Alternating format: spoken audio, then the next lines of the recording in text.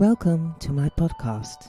My name is Mary, and this is where I share my thoughts with you, sometimes from my own experience and sometimes strengthened by the knowledge I've gained in my experiment with human design. For me, to let go in practice is to transform my life force into creativity.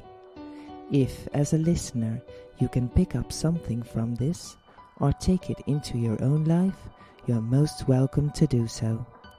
If you would like to enter the experiment of human design yourself, or you're looking for a coach, please go to my website and contact me. Maybe I can guide you in the journey towards yourself. You'll find the link in the show notes.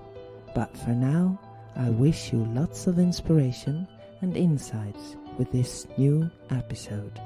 Enjoy the ride. The Doctor Who Doesn't Cure.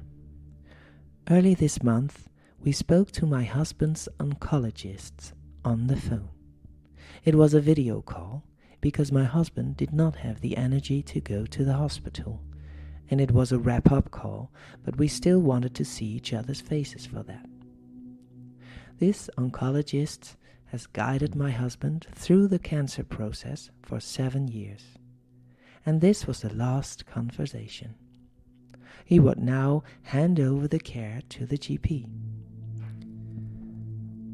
We went over again that we are relieved that the treatments, the x-rays, blood tests and scan results and the pressure that comes with it anyway are now behind us. And that my husband can start focusing on repairing the damage the past 4 chemo treatments have done to his body. The doctor also sees that my husband is tired and that these treatments have really caused him more damage than benefit. So it is a good thing that we are quitting and that it is now done with these ordeals. One more review of the blood results. All organ functions looked good, and although the cancer marker had slightly risen, it was not significant. So in that sense, the chemo has not yet dealt the fatal blow, and that is a good thing.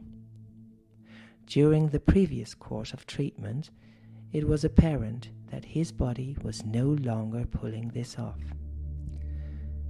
He almost got stuck in it and went into a coma-like state, but got through that too. But his body is clearly tired of the treatments. It feels like a burden off my shoulders, my husband says to the doctor. And the doctor says he can very well imagine that, and with that it is only right that it is now also confirmed that this was the right decision and choice. When we went through everything, in which I mainly spoke on my husband's behalf as his spokesperson, because he simply felt too weak for it, and it took too much energy for him to talk, the doctor concluded by saying, "I have immense respect for the way you have endured these 7 years, how you dealt with it and what you showed. Also, how you have done this together. This is really admirable, and I really want to share that with you. I wish I could do more for you, but there is nothing more I can do that will benefit you." I can see in his body posture the helplessness that comes with it. The fate of being a doctor, it seems.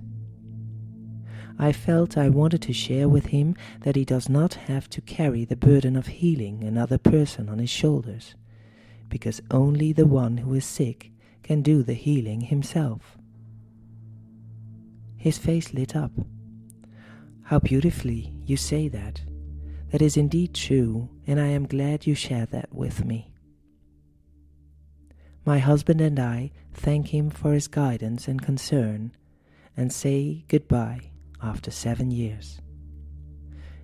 "It is always a difficult moment," he says. "But it's all right. The quality of life is not in the treatment. My husband has sacrificed so much physically. It is time to let nature take its course. Combining his mental strength with surrendering to what is to come and trusting that nature is the body and the body will find its own way if only you give it the time and space to discover that way. I don't know anything for sure. I do not have a crystal ball. I can't see into the future, and I may be afraid of it too. But my gut says this is right for him. We are going to see how it all develops. Time will tell. We don't have the steering wheel in our hands. We just have to let ourselves be driven and watch. Our bodies move in space.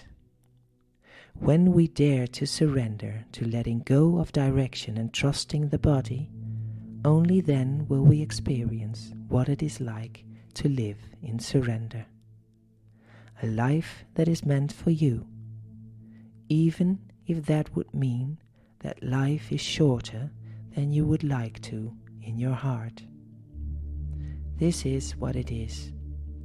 We have nothing, but absolutely nothing to say about it.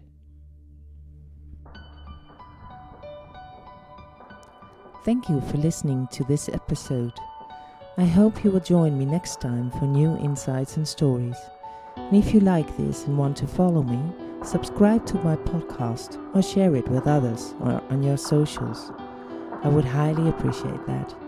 Background music by Robin Melwijk. Text Mary, marykcoaching.nl.